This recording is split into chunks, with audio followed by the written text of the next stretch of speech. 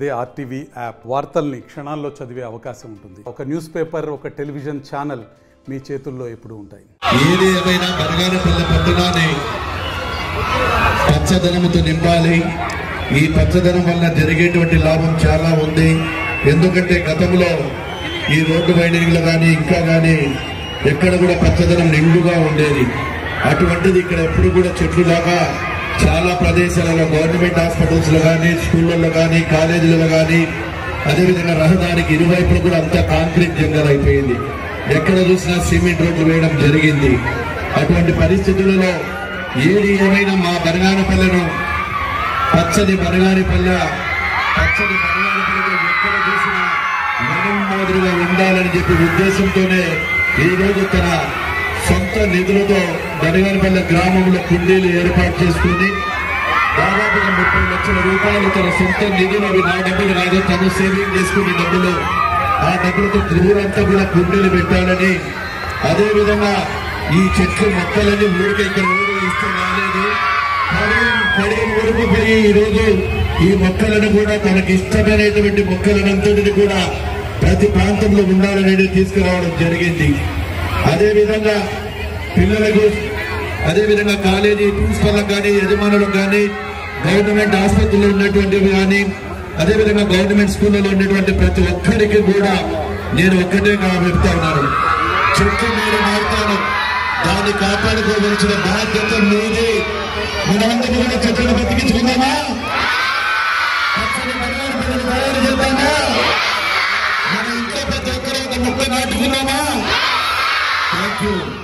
అదేవిధంగా పట్టణ ప్రజలకు కూడా చాలా చోట్ల అందరికీ కూడా వ్యాపారస్తులకు, ప్రజలకు ఒక్కటే విన్నవిస్తా ఉన్నాను, ఏదైతే మన బనగానపల్లెలో పచ్చని పనిచేస్తామో ఒక ఆక్సిజన్ కానీ, ఆహ్లాదకరమైన వాతావరణం కానీ, ఈ యొక్క ప్రయాణంలో మన అందరూ కూడా పచ్చగా ఉంటే బ్రహ్మాండంగా ఉంటుంది. ఎవరైనా చూస్తే బనగానపల్లెను ఆదర్శంగా తీసుకోవాలి. ప్రతి కాలేజీలో కానీ, గవర్నమెంట్ ఆఫీసులలో కానీ ఒక్క మొక్క కూడా చెడిపోకుండా కాపాడితే ఆ మొక్క వృక్షమై ఎంతో మందికి నీడనిస్తుంది, అందరికీ కూడా సౌలభ్యం కలిగిస్తుంది. మీరు పెంచే ప్రతి మొక్క కూడా స్కూల్లో మీరు ఎప్పుడైనా మళ్ళీ పెద్దవాళ్ళైనా మీరు పోతే ఆ మొక్క నేను నాటిన మొక్కే అని చెప్పి తెలియజేసుకుంటారని కూడా తెలియజేస్తా ఉన్నాను. ఈ బనగానపల్లిలో చాలా మంచి కార్యక్రమాలు గౌరవ మంత్రివర్యులు గారు, మేడం గారి సమక్షంలో జరుగుతున్నాయి. మన రాష్ట్ర ప్రభుత్వం, గౌరవ ముఖ్యమంత్రి గారి ఆలోచన happy, healthy and wealthy state గా మళ్ళీ చూడాలి అంటే అది గ్రామం నుంచే మొదలవ్వాలి. గ్రామం నుంచి మొదలవ్వాలి అంటే మన ఇంటి నుంచి మొదలవ్వాలి, మన ఇంట్లో ప్రతి సభ్యుల నుంచి మొదలవ్వాలి, మన వార్డు నుంచి మొదలవ్వాలి. అప్పుడే మన గ్రామం మొత్తం భాగస్వామ్యంతో ప్రతి ఒక్కరూ పాల్గొని ఏ కార్యక్రమాన్నైనా విజయవంతం చేస్తే అప్పుడు మండల్ లెవెల్లో సక్సెస్ అవుతుంది, జిల్లా స్థాయిలో అవుతుంది, రాష్ట్ర స్థాయిలో అవుతుంది. ఇంతకు ముందు మనం ఒక కార్యక్రమం చేసుకున్నాం, ప్లాస్టిక్ రహిత బనగానపల్లి. మన స్వచ్ఛమైన గాలి ఉండాలి, అలాగే మంచి ఆరోగ్యం ఉండాలి. చాలా సంతోషం.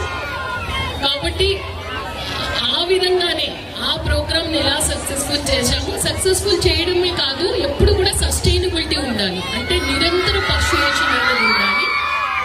ఈరోజు మనం బనగానపల్లెలో ప్రతి చోట పచ్చదనం ఉండేటట్టుగా మనం చెట్లు నాటుతున్నాము. ఆ చెట్లు నాటడానికి వచ్చిన ముఖ్యంగా విద్యార్థులందరికీ కూడా నా ధన్యవాదాలు తెలియజేస్తున్నాను. ప్రతి ఒక్కరూ ఒక చెట్టు నాటండి, దాన్ని మీరు ఒక దత్తత తీసుకున్నట్టు మీరు నాటిన చెట్టుని మీ స్కూళ్ళలో కూడా మళ్ళీ నాటుకొని వచ్చి మీ స్కూళ్ళలో కూడా, అంటే ఈరోజు సమయం సరిపోదు కాబట్టి ఈరోజు ఓన్లీ డివైడర్లో నాడుతున్నాము, తర్వాత హాస్పిటల్లో, తర్వాత ఎంఆర్ఓ ఆఫీస్లో అది నాడుతున్నాము. తర్వాత మీ స్కూళ్ళకు కూడా మళ్ళీ మీ స్కూళ్ళకు కూడా చెట్లు అన్ని మీకు ఎన్ని కావాలో చెప్తే అన్ని చెట్లు తెప్పించి అన్ని స్కూళ్ళకి ఇస్తాము. మొత్తం ఒక బనగానపల్లె టౌన్ ఎలా ఉండాలంటే ఒక ఆశ్రమం, అంటే ఆశ్రమంలో చెట్లు ఉంటాయి. వాటి వల్ల మనకి చాలా ఉపయోగాలు ఉన్నాయి. ఆ ఉపయోగాలు నేను చెప్పాల్సిన అవసరం లేదు, మీకు అందరికీ తెలుసు. ఇప్పుడు మళ్ళీ అవన్నీ చెప్పుకుంటూ పోతే మనకు చాలా టైం పడుతుంది కదా. ప్రధానంగా ఏ చెట్టు ఎక్కడ పెట్టాలని చెప్పేసి నేను మీకు చెప్తాను. తర్వాత ఇక్కడ పెద్దలు కూడా చెప్తారు. మరిన్ని వీడియోస్ కోసం ఛానల్ ని సబ్స్క్రైబ్ చేయండి, లేటెస్ట్ అప్డేట్స్ కోసం వాట్సాప్ ఛానల్ ని ఫాలో చేయండి అండ్ లింక్ డిస్క్రిప్షన్ లో ఉంది.